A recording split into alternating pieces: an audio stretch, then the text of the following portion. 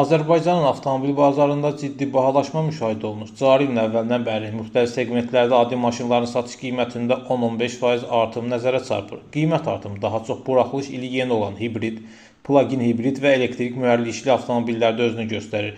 Bu segmentdə qiymət artımı birbaşa qanunvericilik və logistika xərcləri ilə bağlıdır. Ekoloji təmiz avtomobillər üçün tətbiq edilən bəzi vergi güzəştlərinin müddətinin başa çatması və idxal zamanı ƏDV-nin tətbiqi yeni gətirilən hibrid və elektromobillərin qiymətini 10-15% civarında artırıb.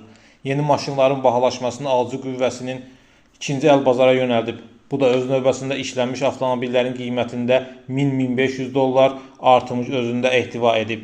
Yeni avtomobil elan saytlarında bir neçə ay əvvəlki elan qiymətlərlə indiki qiymətlər arasında müxtəlif fərqlər mövcuddur. Kəskin bahalaşan maşınlar Toyota Prius, Koreya modelləri Hyundai Elantra, Kia Cerata kimi avtomobillərdir ki, bunların da qiymətində 2000-2500 civarında artım özünü göstərir. Böyük həcmli motora malik olan avtomobillərin qiymətində isə nisbətən ucuzlaşma var.